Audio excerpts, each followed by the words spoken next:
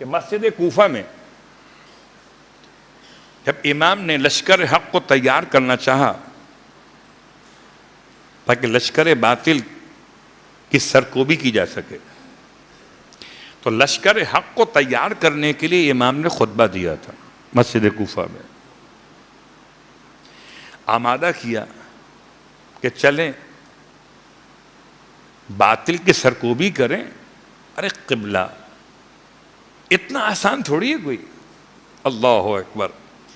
آپ کو یاد نہیں ہے عبید اللہ ابن حر الجافی کا واقعہ، جس کی امام سے سرکار امام حسین علیہ السلام سے ملاقات، اور وہ کہتا ہے کہ میرے پاس گھوڑا بڑا قیمتی ہے، یہ تلوار بڑی مہنگے والی ہے، یہ لے جائیے، میں نہیں آ سکتا۔ امام نے ارشاد فرمایا ہمیں نہ تمہاری تلوار چاہیے نہ تمہارا گھوڑا چاہیے، اگر تم ساتھ چل سکو تو آؤ۔ امام کے ساتھ چلنا اور ہے، امام کے نام پہ ڈونیشن دینا اور ہے۔ اللہ اکبر۔ خدا مجھے پہلے پھر آپ سب کو خدا یہ توفیق عطا کرے کہ ہم اپنے زمانے کے امام کا ساتھ عمل کے میدان میں، صلوات پڑھیں محمد و آل محمد۔ اللہ اکبر۔ بڑا مشکل، ابھی امتحان ہوا نہیں ہے، ابھی میں نہ آزمایا گیا نہ آپ آزمائے گئے ہیں، تو بات سے بات نکلتی چلی اس لیے آ رہی کہ مجھے پورا پس منظر واضح کرنے میں مشکل پیش آ رہی۔ اب امام کے اس خطبے کے جواب میں کوئی اٹھنے کو تیار نہیں ہے۔ چار طرح کے لوگ آباد ہیں، اور چار طرح کے لوگوں میں میں ریپیٹ کر دیتا ہوں۔ پہلے گروہ کے لوگ وہ ہیں کہ جو اموی ہیں، اور اموی کبھی بھی کھل کر آل محمد کا ساتھ نہیں دے سکتے۔ ہو سکتا ہے وقتی طور پر خاموش ہو جائیں، وقتی طور پر مخالفت نہ کریں، ہو سکتا ہے ساتھ لشکر میں بھی آ جائیں، لیکن وہ جان دے دیں گے یہ ممکن نہیں۔ دوسرا گروہ خوارج کے واقعات تھے، اور خوارج کو کل اشارہ کر چکا، بیعت میں شرط رکھ رہے تھے۔ کیوں؟ کہ وہ چاہتے تھے کہ امام حسن کا شولڈر یوز کر کے اپنے اس والے مشن کو پورا کریں جو ان کے خیال میں نامکمل رہ گیا تھا۔ یعنی کہ حاکمین کے دو طرف جو لوگ تھے جنگ صفین کے موقع پر، یہ ان دونوں کو اسلام سے خارج سمجھتے تھے۔ تاریخ پڑھ رہا ہوں، واللہ عالم بالصواب، یہ تاریخ لکھنے والے سب کے سب پاک اور پاکیزہ لوگ نہیں ہیں، لیکن خوارج کی باقیات امام کا ساتھ دے یہ بڑا مشکل ہے۔ اور ہو سکتا ہے اس کو اور آسان کر لوں، شبس بن ربعی وہ شخص ہے جو کربلا میں امام کا سر تن سے جدا کرنے کے لیے شمر کے ساتھ کھڑا ہوا تھا۔ جو فرزند رسول کو ذبح کرنے میں ساتھ دے، وہ امام حسن کا ساتھ کہاں دے سکتا تھا؟ بات واضح ہو رہی ہے۔ اس کے بعد تیسرا گروہ وہ جو شک کی حالت میں، اور شک کی لوگ تو برحال آپ کو کیا اندازہ ہے، یقیناً اس مجھ سے بہتر جانتے کہ شکیات کا سلسلہ چلا کہاں سے ہے۔ حدیبیہ کے مقام سے اس کی روایت چلی آتی ہے۔ ایک صاحب نے کہہ دیا تھا برملا پیغمبر کے منہ کے سامنے کہ جتنا شک مجھے آج نبوت میں ہوا ہے اتنا اس سے پہلے کبھی نہ ہوا تھا۔ جو نبوت میں شک کر رہے ہوں وہ امامت پہ یقین کہاں کریں گے؟ تو کوفے میں رہنے والا تیسرا گروہ ہے شکاکین۔ اور چوتھا اور آخری گروہ، میں ریپیٹ کر رہا ہوں بات کو تاکہ میں آج کی بات سے مربوط کر سکوں، چوتھا گروہ ان افراد کا تھا جو آپ کے ہمارے آج کی لینگویج میں وہ عوام کی طرح بھیڑ بکریاں کی شمار کیجئے. وہ جہاں لوٹ کا، جہاں فائدے کا سامان دیکھا وہاں چل پڑے. یہ وہ غلام زادے، وہ کنیزوں کی اولادیں تھے جو مختلف عنوان سے وہاں لائی گئیں، مختلف علاقوں سے ان کی اولاد. اور یہ بڑے زیادہ بدن والے، اسلحہ ساتھ رکھنے والے. اس سے آپ کہہ سکتے ہیں کہ جناب کرائے کے قاتل. ان کی بڑی تعداد تھی کوفے میں، ہزاروں کی تعداد میں تھے کوفے کے اندر. تو اب امام کا خطبہ تمام ہوا، کوئی اٹھ کے چلنے کو تیار نہیں. سب سے پہلے جس شخص نے لبیک کہا وہ ہے عدی ابن حاتم الطائی. جانا کہاں ہے؟ وہی طریقہ ہے ایسے مولائے کائنات کے دور میں تھا کہ کوفے کے باہر مقام نخلیہ پر جمع ہونا. مقام نخلیہ بڑا میدان تھا کہ جہاں لشکر آمادہ کیے جاتے تھے. تو امام حسن کا خطبہ تمام ہوا اور ایک شخص اٹھا اور یہ کہہ کے اٹھا، کہاں ہو؟ جواب کیوں نہیں دیتے؟ بڑے مرتے مجاہد ہو، چلو وقت آ گیا. چاہتے ہو کہ باطل ختم ہو جائے، چاہتے ہو کہ حق کامیاب ہو جائے، چلو اٹھو. اللہ اکبر. ان کے ساتھ کوئی نہیں گیا. کہتے ہیں میں جا رہا ہوں، جس کو آنا ہے وہ آ جائے. جب اتنی سست روی ہو لشکر کی تیاری میں، اور اب امام نے مقام نخلیہ پر پہنچ کے، بہرحال وہ آہستہ آہستہ لوگ جمع ہوتے گئے. کچھ قبائل ہوا کرتے تھے، آج بھی ہیں. اور قبائل کے افراد، قبائل کے جو لیڈرز ہوتے ہیں، ان کے سربراہ ہوتے ہیں، وہ ان کے کنٹرول میں ہوتے ہیں. اگر قبیلے کا سردار بیعت کر لے باطل کی تو یہ پورا قبیلہ باطل کا ہے. اگر قبیلے کا سردار بیعت کر لے امام وقت کی تو پورا قبیلہ امام وقت کا ہے. ان سب کو تیار کیا گیا. چلو اب لشکر امام حسن مجتبی علیہ السلام کا تیار ہونے لگا.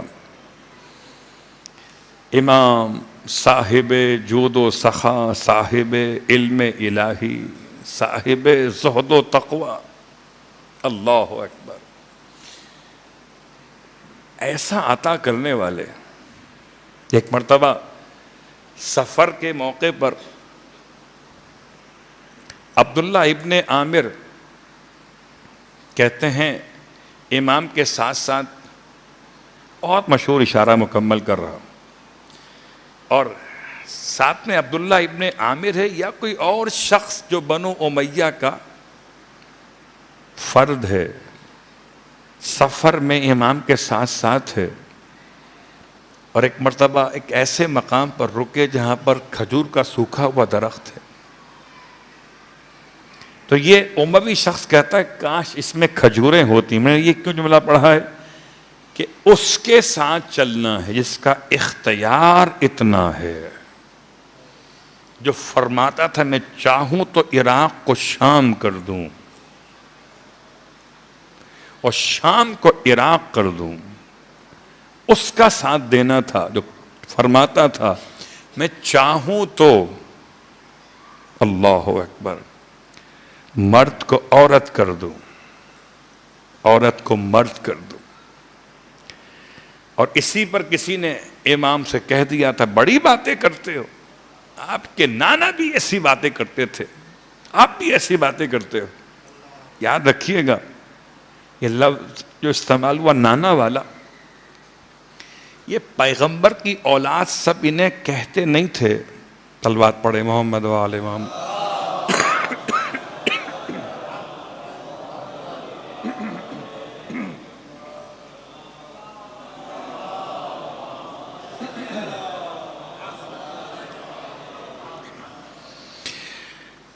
پیغمبر کی اولاد سب نہیں کہتے تھے آپ کے نانا ایسی باتیں، اتنی ہمت ہے تو مجھے بنا کے دکھائیے عورت.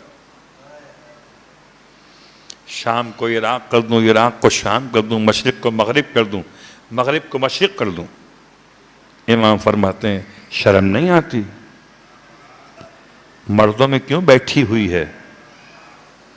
تیرا کیا کام مردوں میں؟ کیا کمال ہے! امام نے صرف ضمیر بدلی، صیغہ مذکر کے بجائے مؤنث کا استعمال کیا، حکم نہ دیا۔ اگر امام صیغہ بدل دیں تو خدا جنس بدل دیتا ہے۔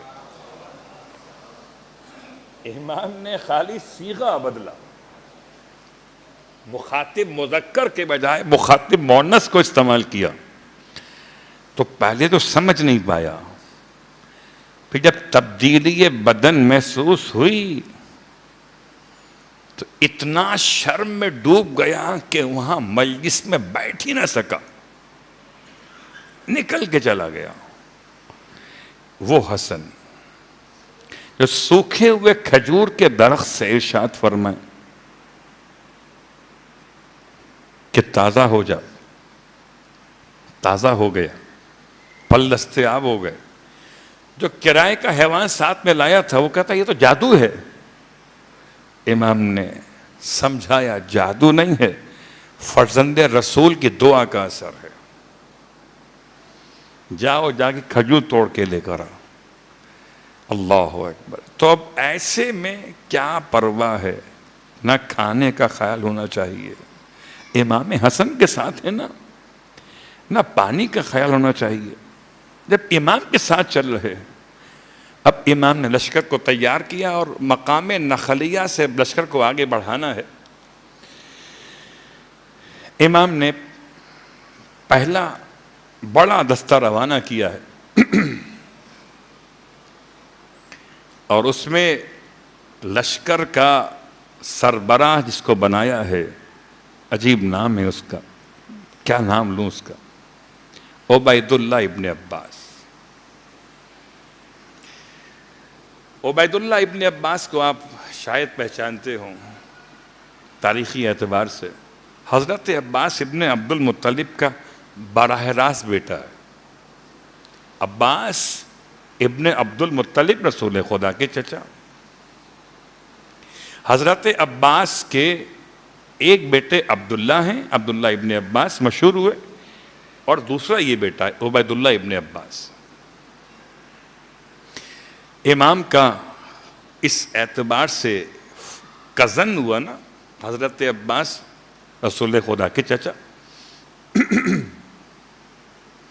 اس پر امام نے اعتماد کیا، لشکر کی سربراہی اسے دی آگے بھیجنے کے لیے۔ پہلا بڑا لشکر کا حصہ عبید اللہ ابن عباس۔ عبید اللہ ابن عباس کے ساتھ امام نے ایک بنایا ٹکون، یعنی 3 افراد کو مشاورت کے ساتھ لشکر کی سربراہی دی۔ 2 افراد میں ایک سعد بن قیس اور ایک قیس بن سعید، دونوں الگ الگ ہیں۔ یہ طریقہ تھا لشکر اسلام کا کہ اگر ان میں سے کوئی ایک شہید ہو جائے تو سیکنڈ کمانڈ کون سی ہوگی، سیکنڈ شہید ہو جائے تو تھرڈ کمانڈ کون سی ہوگی، تو کم از کم 3 افراد۔ لیکن 3 افراد کو امام نے پابند کیا ابن عباس کو کہ تم نے ان 2 سے مشورہ لازماً کرنا ہوگا قدم اٹھانے سے پہلے۔ اب یہاں ایک سوال پیدا ہوا کہ مولا آپ سب جانتے ہیں علم غیب کی بنیاد پر کہ یہ بک جائے گا۔ عبید اللہ ابن عباس بک گیا، کتنے میں بکا بتاؤں؟ 10 لاکھ میں، صرف اور صرف 10 لاکھ میں، اور 10 لاکھ بھی 5 لاکھ نقد، 5 لاکھ بعد میں۔ کیسے بکا اس کو بیان کرتا ہوں آپ کی خدمت۔ کیا سمجھتے ہیں؟ مشکل یہ ہے حق کی کہ حق نمبر تو کام نہیں کر سکتا، اور باطل کی آسانی یہ ہے کہ نمبر 2، نمبر 3، نمبر 4، جو نمبر چاہو دو وہ سب کام کر لیتا. حق کی مشکل یہ ہے کہ وہ جھوٹ بول کر، چلیے میں اپنے الفاظ کو بدل دیتا ہوں. ایک ہمارے جملہ مشہور ہو گیا، سے محاورہ کہوں نہ کہوں، صلوات پڑھے محمد وآل محمد پر.